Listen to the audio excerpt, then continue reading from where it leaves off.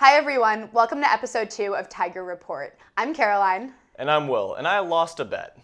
Yeah, it's a good hairstyle for you. Thanks. Yeah, you're welcome. In case you missed our first episode last week, Tiger Report is a student-run broadcast show revolving around Princeton athletics, covering past events, highlights, and upcoming matches. This week has been absolutely incredible for Princeton. We've had records broken left, right, and center with huge wins across the board, from men's lacrosse to women's basketball. Today, we're going to take a look at the conclusion of the winter season. We're also sitting down with Gracie Doyle of women's squash to discuss their championship run, the first in 11 years. Stay tuned.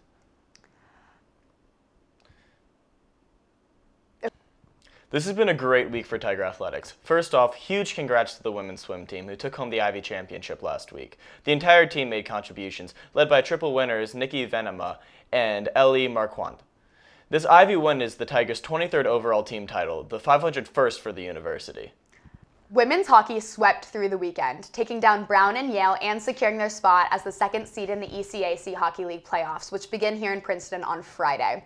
The team is now ranked 6th nationally, with all Ivy honor awards to Sarah Fillier and Carly Bullock on the first team, and Maggie Connors, Claire Thompson, and Rachel McQuigg on the second. Senior Carly Bullock also hit 150 career points.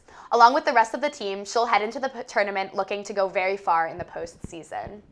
Both track teams had an extremely successful spell at the Princeton Invitational. Our Tigers had many strong performances. Highlights included the 60-meter for the men and women, Simon Gutormson's new personal best with his win in pole vaulting. CJ Licata and Christian Brown also had a strong showing, winning the shot put and 60-meter hurdles respectively.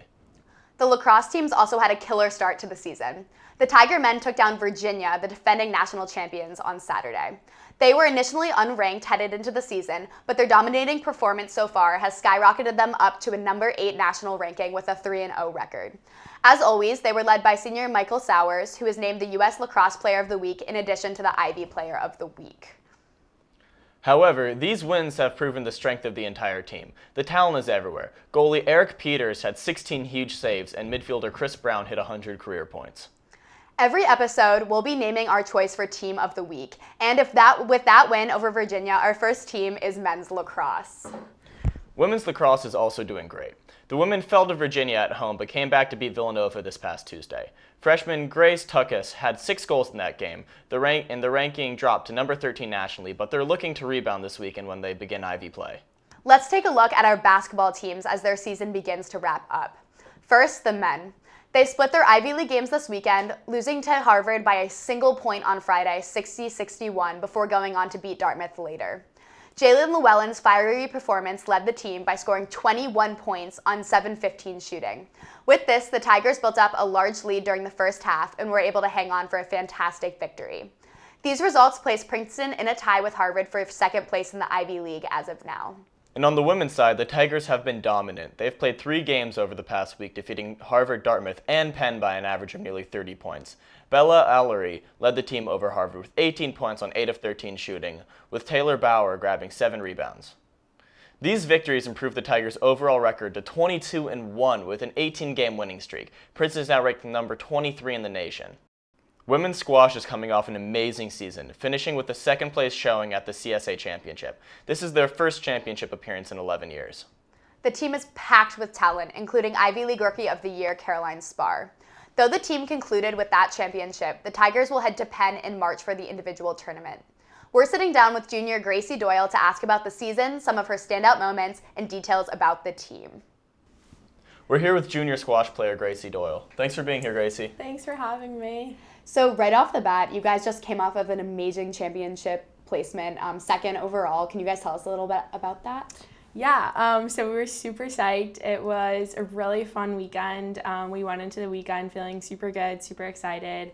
We'd been training really hard all season, really putting in the time, and we just come off a close match with Harvard a couple weeks before where we almost got them. We lost 5-4, but it was super close, so we were super excited to have a really solid weekend of squash. We had our first match against Drexel on Friday and started off really well with that and just kept the momentum going throughout the weekend. Awesome. Awesome, yeah. Would you say there's anything different about this season as opposed to your first 2 seasons?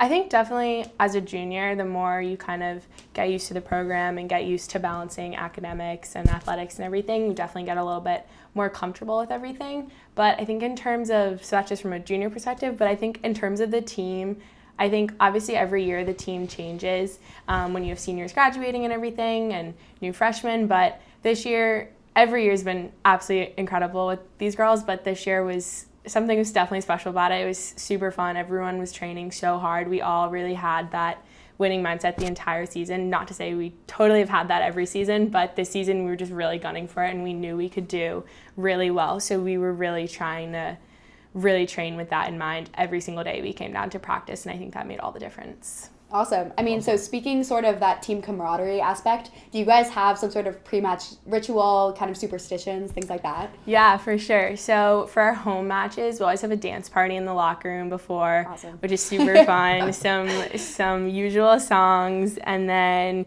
we just get super excited. Just it's kind of another way to warm up for the match, but also just everyone's laughing and you're kind of not really thinking about being nervous, but then you finish the dance party and you're like, all right, time to get down to business. So we do that for our home matches in the locker room, and then we also do a dance party away wherever we can at the away match courts as well, which is super fun, and it's always a good way to start off the day. What are those songs though that you're doing during this dance party? I want some highlights. Right? Yeah, okay. For our little pre-match dance party that we have before we film this. Yeah. Okay, so we kind of changed it up this year. So we always do My House when we're at home. Like Flo Rida? Yeah, that's a great song. That's a great song. We do a little Miley Cyrus. We did a lot of throwbacks this year. So one of our teammates, Emily Rose, made a really good throwback playlist. And so we've been using that playlist pretty much all season. And she's been just putting on a lot of classics, which has been really fun. So what are some other ones? Like some T Swift. Of course. Just some you gotta have some some classics, which has been fun. Nothing too much, but all the good oldies are nice. That's awesome. Okay, so what are you most looking forward to for your senior season?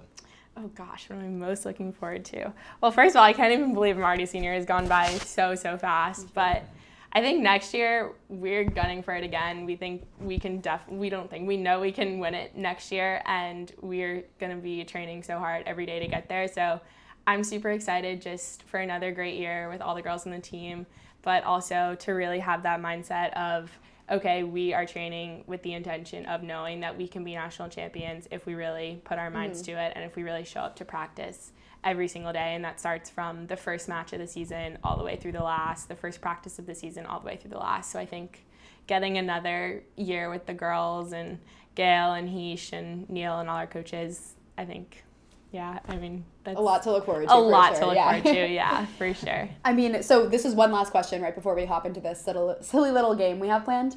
Some people don't know what squash is because it's a pretty regional game. I'm sure you've had to answer this question a lot. If you had to explain it in just like a couple sentences, how would you do it? If I had to explain, okay, so my usual go-to is this kind of a mix of tennis and racquetball. Nice. But that also doesn't really do it justice. It's basically a game inside a small box with 4 walls where you have a racket that's a little bit smaller than a tennis racket and a small little rubber bouncy ball, and you just hit it against the 4 walls, and you have a tin, which is kind of like the net in tennis, and you have lines where it's out just like in tennis, but I guess difference from tennis, indoor is much smaller. But a lot of people underestimate too. They don't think it's super hard, but it's a tough sport for sure. A lot of lunging. A lot of lunging. You really got to make sure you're doing your PT. We have a lot of nagging injuries from all the lunging you do. Definitely not conducive to healthy body, but that's awesome. how I describe it probably. Well, we have a lot of chances, I guess, next season to come check it out in person if people haven't seen squash yet. Yeah, for sure. Yeah. All right, so now we're going to play a little game. So thinking of your team and coaches, give us the answers for who you think would be most likely to do these things. Okay. So starting off, starting with a tennis type question, I guess, maybe more conducive to tennis. Who on your team makes the most aggressive or loudest grunt noises when they hit the ball during matches? Okay, I honestly don't think anyone really grunts when we play. I don't really think I've ever heard anyone. I think it's more of a tennis thing. All right, I guess that's a good answer then. I think it's more of a tennis thing. That's a no one answer. Okay. All right, who from your team is most likely to make a really corny squash joke? Ooh, a really corny squash joke. That's tough. I'm gonna have to go with Raneem, maybe.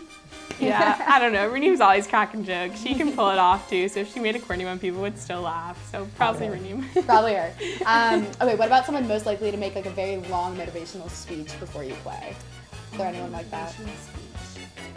Emily Rose, probably. Yeah. Probably Emily Rose, yeah. I mean, I'm sure anyone on the team would give a really good motivational speech, but Emily Rose, I'd have to go with. So that and the DJ are like That, two yeah. resident Emily Rose is occupations. resident DJ, 100%, and then totally hype woman, yeah, 100%. We do a thing like once a season where we're like, what would you be if you weren't a squash player? Yeah. And Emily Rose one year has gotten hype woman, so Nice. definitely am. I can see That's that a good too thing for to her, be. yeah. She's awesome. Okay. Yeah. Who on your team's most likely to show up at the wrong time for practice? Most likely, ooh. I would have to go with, oh gosh, well, we're all very good about showing up on time because you never are late to practice, but, oh gosh, most likely to show up at the wrong, probably Toth, Andrea Toth, I'd have to say, probably be sleeping, yeah. Honestly, that makes sense. It makes sense. Which of your coaches is most likely to stay like totally silent during a match, not say anything? Heath, probably, well, during a match, like when they're coaching or just I guess like in general. in general? I'd say Heesh, maybe like giggling a little behind the scenes, maybe, or yeah, probably Heesh. Nice. Yeah. Well, thanks so much for coming. We had so much fun talking to you. Yeah. And super good vibes. Good luck for your upcoming individual season. Thank we you can't so wait much. to Yeah, cheer good you luck. guys on. Thank you. Thanks for Awesome. having me. Yeah. No worries. Thanks so much. Now, before we wrap up the show, let's take a look ahead at this week's upcoming events. We want to wish good luck to all of our teams competing in their championships this week. Men's swimming and men and women's track are all competing in Ivy League championships, and men's squash is away at their national championship as well.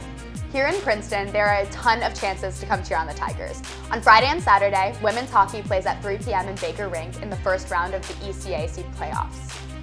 Men's volleyball plays at 7 p.m. Friday and 4 p.m. Saturday, and the men's hockey has 2 big Ivy League games at 7 p.m. on both Friday and Saturday.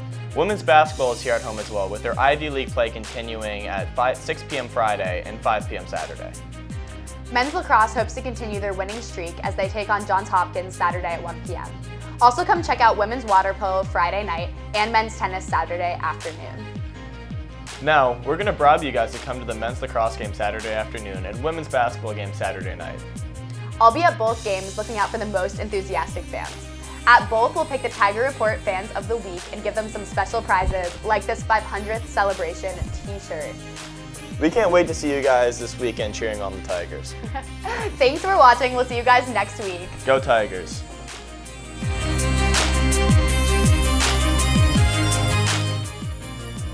Pretty good. You can be saying it and I'll just be holding it up. Yeah. No, you can.